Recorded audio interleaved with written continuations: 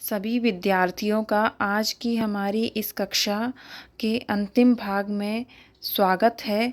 और हम पहले 2 भागों में सूरदास जी के पदों की व्याख्या और सूरदास जी का परिचय हम पढ़ चुके हैं। आज प्रश्न अभ्यास बहुत ही सरलतम और तरीके से मैं आपको बताऊंगी, जिन्हें मात्र आप सुनकर ही याद कर सकते हैं। तो पहला प्रश्न क्या है? गोपियों द्वारा उद्धव को भाग्यवान कहने में क्या व्यंग निहित है? उद्धव वास्तव में भाग्यवान न होकर अति भाग्यहीन है।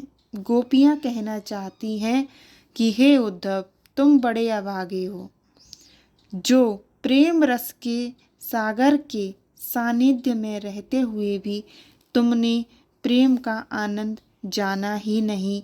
यह तुम्हारा दुर्भाग्य है। प्रश्न क्रमांक 2, उद्धव के व्यवहार की तुलना किस किस से की गई है? उद्धव के व्यवहार की तुलना कमल के पत्तों से की गई है, जो जल में रहकर भी जल से प्रभावित नहीं होते। जल में पड़ी तेल की बूंद से भी की गई है। कृष्ण के साथ रहकर भी उनके प्रेम से प्रभावित नहीं हुए हैं।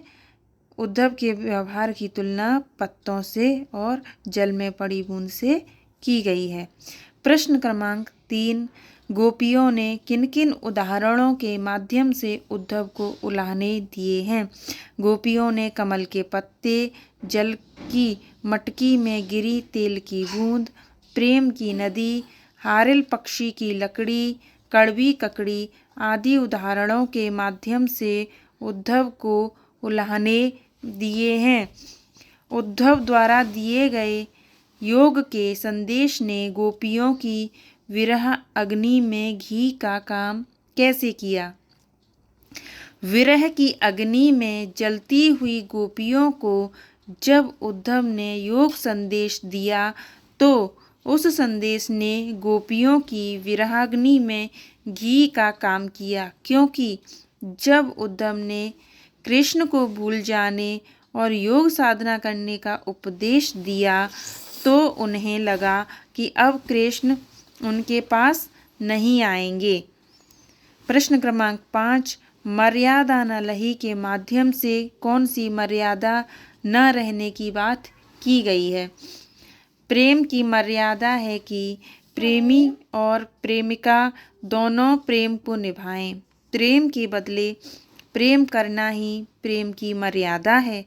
परंतु कृष्ण ने प्रेम निभाने के बजाय उनके लिए नीरस योग संदेश भेज दिया। प्रश्न क्रमांक 6, कृष्ण के प्रति अपने अनन्य प्रेम को गोपियों ने किस प्रकार अभिव्यक्त किया है? कृष्ण के प्रति अपने अनन्य प्रेम को गोपियों ने हारिल पक्षी के उदाहरण से अभिव्यक्त किया है। वह भी मन, वचन और कर्म से कृष्ण को दृढ़ता से पकड़े हुए हैं।